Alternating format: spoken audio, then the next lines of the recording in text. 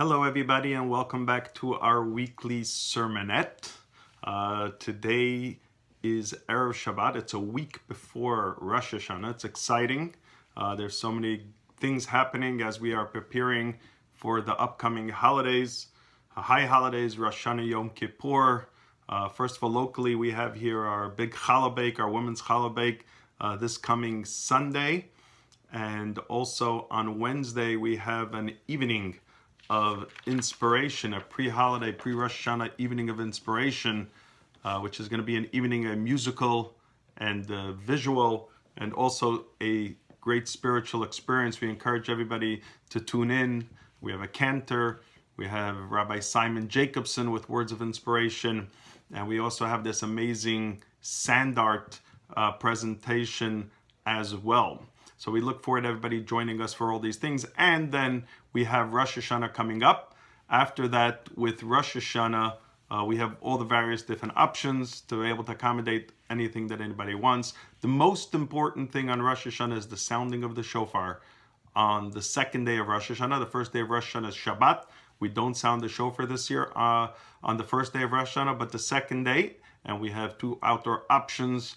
One during the services, we're going to go outdoors to sound the shofar, and then we have our afternoon 4:30 shofar in the park option for people that want to come just for that. And we look forward to seeing everybody participate in the holiday in some way.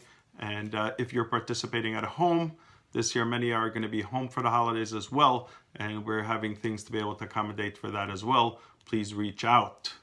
But as I mentioned, this Shabbat is the Shabbos before Rosh Hashanah, and this Shabbat we read the Torah portions of Nitzavim and Vayelech.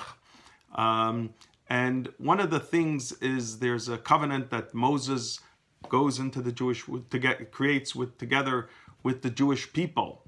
And one of the lines there tells us, and I'll quote the verse, "I call today upon heaven and earth as witnesses for you."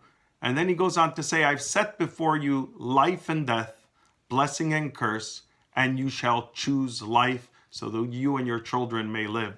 It's actually a commandment, Uvacharta b'chaim, you shall choose life. Moses is telling the Jewish people to choose life, and the lessons of the Torah apply for all time, and Moses is telling us also to choose life. Now, I don't understand, why would we need a commandment from Moses to tell us to choose life? Isn't that what we all want? Rosh Hashanah is coming up. We want God to choose life for us. Why is it that he has to tell us that if God tells us before you life and death, good and bad, tell us to choose life? And what it's saying here is, perhaps one of the explanations given is that we're not talking about just choosing to be alive, to just be existing in a vegetative state. What it means to say is that we have to choose life. Life, chayim, is much more than just physical life. We always wish each other l'chayim, to life. It means living a life that's meaningful life, a life that's committed to values and a higher purpose.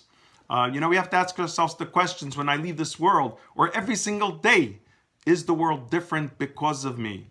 Did I make a difference in the world?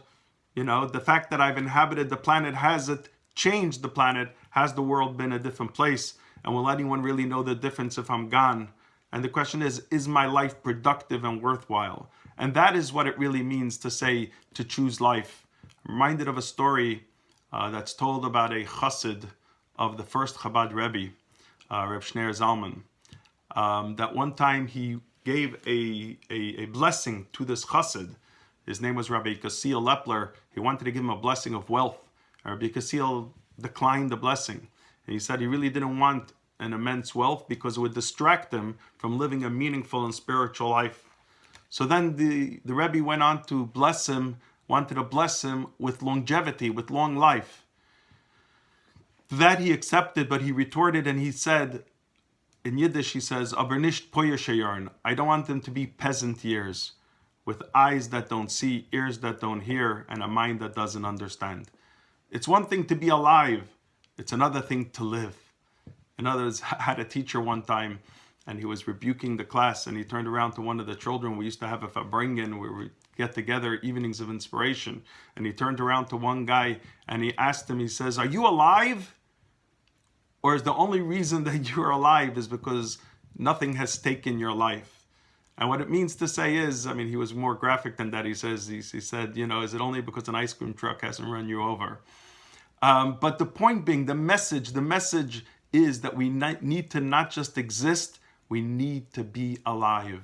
And we have to make sure that every day is alive with meaning and purpose. And this Torah portion is always read the Shabbos before Rosh Hashanah. So when we come to ask God for another year, we come to ask God to give us life, we have to make sure that we're also asking and telling God that this will be a life that we're choosing life, to be meaningful, to be purposeful.